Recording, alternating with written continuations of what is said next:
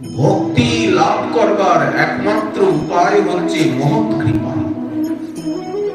জন্ম নয়, জন্মের থেকে ভক্তি আসে না, ভক্তি আসে মহতের করুণা। মহৎ কৃপারূপে সাতী নক্ষত্রের জল যে হৃদয়ে ঝিনুকে পড়ে, সেই হৃদয়ে ঝিনুকেই নির্গুণা শ্রদ্ধা, নির্গুণা ভক্তির উন্মেষ হয়। মহৎ কৃপা বিনা কোন কর্মে ভক্তি নেই। সে বর্ণ হোক, আশ্রম হোক, বিদ্যা হোক, আভিজাত্য হোক, অর্থ হোক, বলে কিছুতে ভক্তি লাভ করা যায় না একমাত্র ভক্তের কৃপা ছাড়া, ভক্ত সঙ্গ ছাড়া। কৃষ্ণ ভক্তি দূরে রহু, সংসার না হয় খারাপ।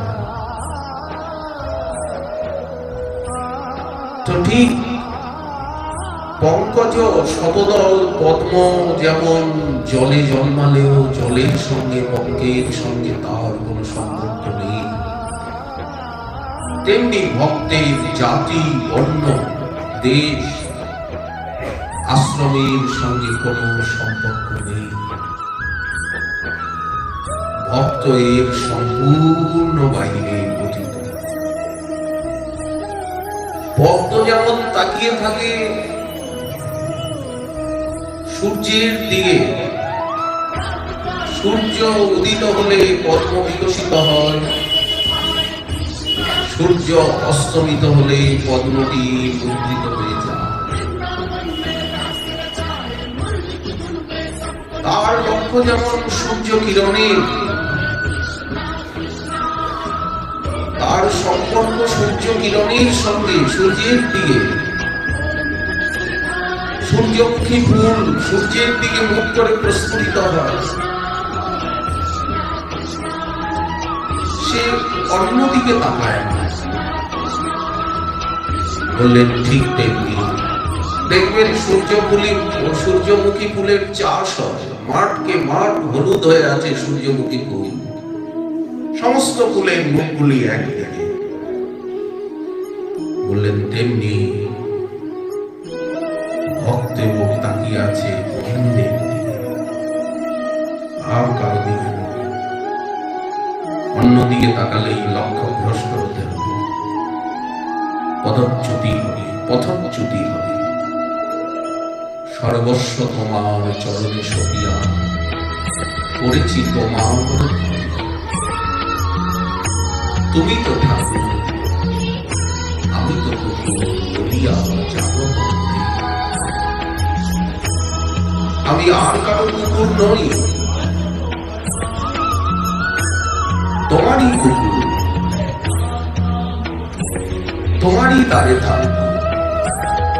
পোষা কুকুর যেমন প্রভুর মনিবের মুখের দিকে তাকিয়ে থাকে, মনিবের সঙ্গে সঙ্গে যায়, মনিবের দাসত্ব করে, আনুগত্য করে, তেমনি তব নিজ জন প্রসাদ সেবিয়া উচ্ছিষ্ট রাখিবে যাহা,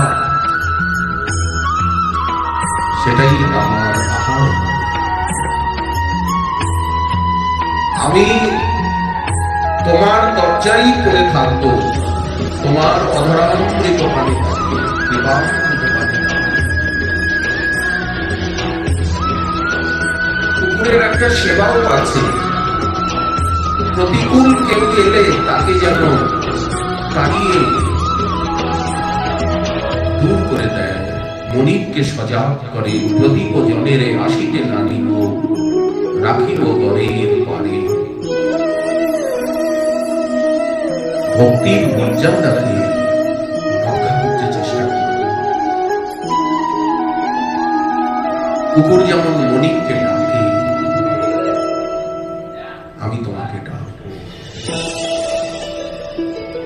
কুকুর যেমন শুয়ে থাকে নিশ্চিন্ত হয়ে মনিবের দরজায়, শুতিয়া বসিয়া তোমার চরণ চিন্তিব আমি, তোমার ঘরেই পড়ে থাকবো,